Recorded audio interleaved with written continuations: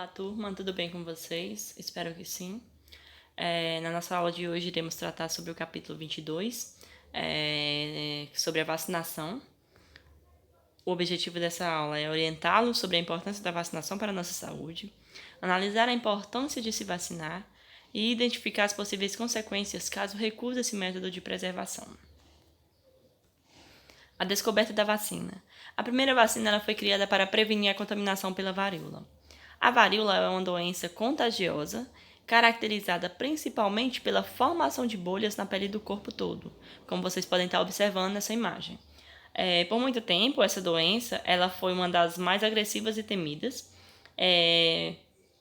que afetaram a humanidade, chegando a até matar cerca de 30% dos infectados. Porém, as pessoas que chegassem a se contaminar com essa doença e conseguissem se curar, nunca mais pegariam. A descoberta da vacina. Essa observação levou a uma prática chamada variolização. A mesma consistia na infecção controlada por meio de feridas de uma pessoa doente na pele de outra sã. Ou seja, a pessoa que recebia essa inoculação adquiria uma forma mais leve da doença e ficava protegida da forma agressiva. Com isso, a taxa de mortalidade das pessoas variolizadas, ou seja, que recebia essa inoculação, era de apenas 2%. Vocês podem observar uma grande diferença existente, como você tem no slide anterior. As pessoas que se infectavam com essa doença, a taxa de mortalidade era cerca de 30% dos infectados. Porém, as pessoas que conseguissem essa imunização, digamos assim, a taxa caía muito, com apenas 2%, era de apenas 2%, como citei. A primeira dose da vacina ela foi aplicada em 1796 em um menino de 8 anos de idade, dose essa que se chamou de vacine, termo em inglês que significa vacina. A técnica de vacinação com as outras doenças, ela só começou a ser testada cerca de 100 anos depois por Louis Pasteur, em 1881, quando ele vacinou com sucesso ovelhas contra uma doença infecciosa de origem bacteriana. Pasteur ele foi o primeiro cientista a elucidar o papel dos micro-organismos na transmissão de infecções. Em 1885 surgiu a vacina antirrábica. Essa vacina ela surgiu após Pasteur aplicar injeção de um material proveniente da medula de um coelho infectado em um garoto que havia sido mordido por um cão raivoso. Foi a partir disso que ele conseguiu impedir que esse garoto desenvolvesse algum tipo de doença. Então, essa vacina antirrábica, como eu acho que vocês todos já ouviram falar, só surgiu a partir de 1885. Em 1888 foi fundado o Instituto Pasteur. Esse instituto ele era um centro de pesquisa, onde o principal objetivo era combater e prevenir as doenças infecciosas. Somente no século XX que as vacinas contra a tuberculose, tétano, febre amarela e outros, elas começaram a ser desenvolvidas. Após a Segunda Guerra Mundial, foram desenvolvidas vacinas contra sarampo, cachumba e a rubéola. Como funcionam as vacinas? A vacina é uma preparação feita com organismos atenuados de mortos ou fragmentos de micro-organismos, ou seja, as vacinas elas contêm partes enfraquecidas porque elas passam por um processo laboratorial. E esse processo laboratorial é exatamente para que não causem outras doenças, desenvolvendo assim uma resposta imune no corpo. O objetivo da vacina é estimular o sistema de defesa do organismo, chamado o sistema de defesa, o sistema imunitário, acho que todos vocês já ouviram falar, a produzir anticorpos específicos contra o antígeno com o qual ele foi produzido. O sistema imunitário é o responsável pela defesa de um organismo, pela neutralização e destruição de agentes invasores, que são os antígenos, os agentes invasores.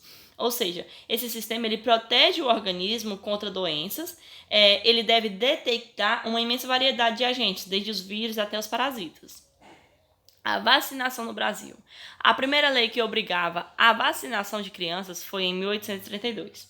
Porém, essa medida ela não foi muito popular.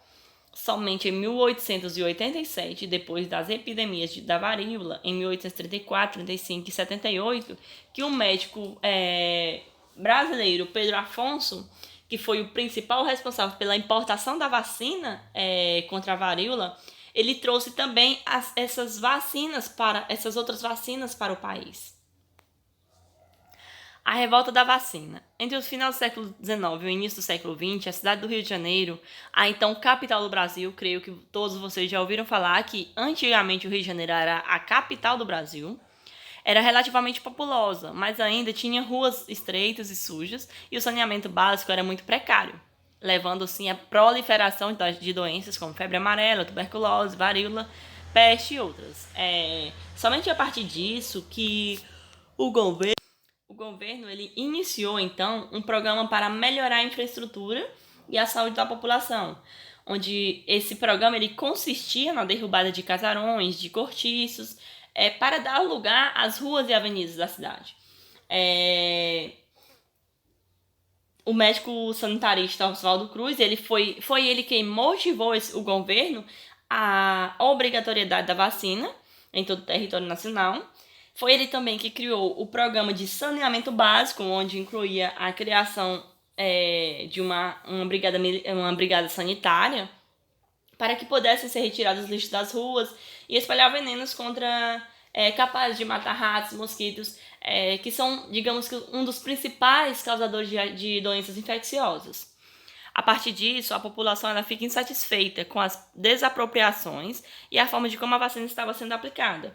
Com isso, a população ela se junta contra esse programa de saneamento básico e no período de 10 a 16 de novembro de 1904, com essa revolta, a população ela transforma a cidade do Rio de Janeiro em uma praça de guerra.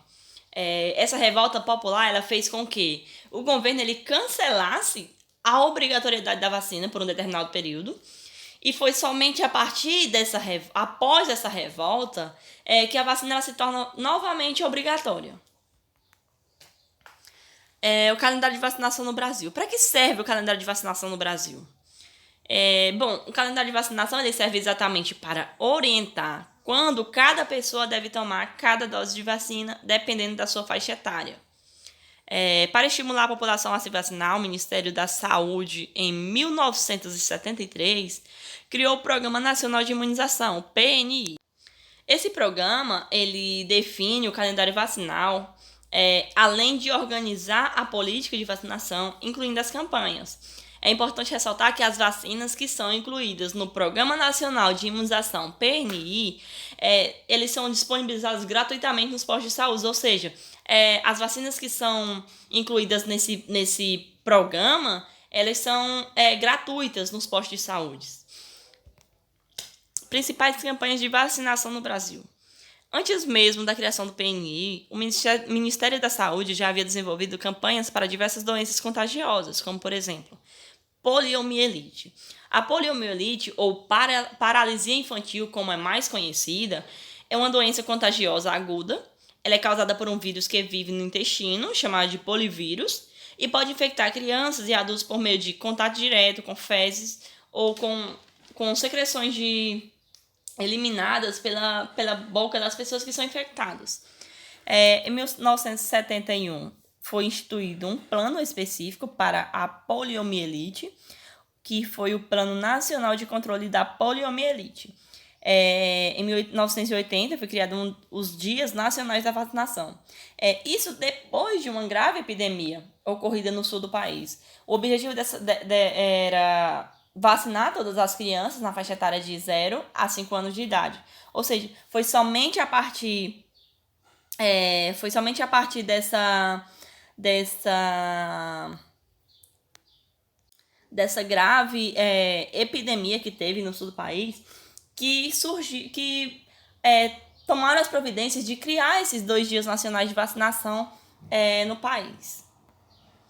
A varíola. Ela, em 1966, estimulada pela campanha mundial para a erradicação da varíola, iniciada pela OMS em 1959, o Brasil fez sua própria campanha de erradicação da varíola. Essa campanha atingiu quase 100% da população, garantindo assim ao país a certificação internacional da erradicação da varíola em 1973.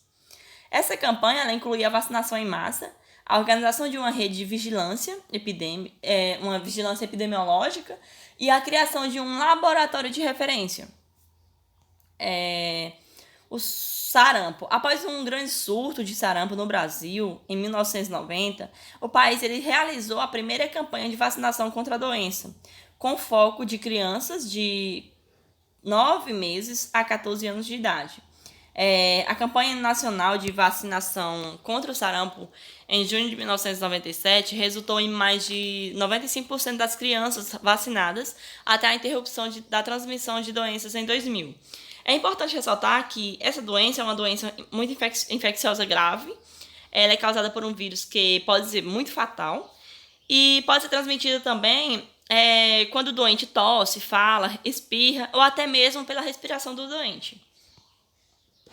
A rubéola, no Brasil, o controle da rubéola iniciou-se em 1992 com a campanha de vacinação infantil em São Paulo e com a inclusão de vacina no calendário básico de imunização para crianças de 12 meses de vida, entre os anos de 1998 e 2002, foram realizadas campanhas de vacinação de mulheres férteis, o que levou à redução dos casos. Com isso, a campanha de vacinação contra a rubéola resultou em um total de 90% de redução dos casos em 2002 em relação a 1997. A doença da rubéola é uma doença aguda e de alta contagiosidade, onde ela pode se espalhar pelo contato direto com a saliva ou pelo ar de uma pessoa infectada, ao tossir, ao espirrar. E era basicamente isso, nossa aula. Desde já agradeço muito a todos vocês. Não vou negar que gostaria de ter iniciado esse estágio desde o início do semestre de vocês, porém o Instituto ele trabalha de forma diferente das escolas municipais e quero dizer a vocês também que o nosso estágio ele não vai parar por aqui.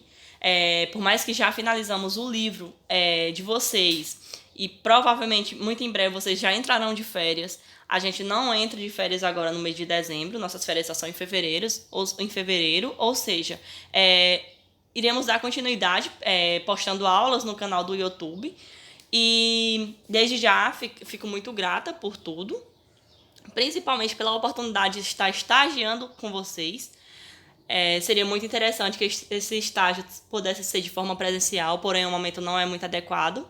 Infelizmente, a pandemia ainda está rondando no nosso país, no nosso Brasil e no mundo. E era isso que queria transmitir para vocês. Espero que tenham gostado. E obrigado por tudo.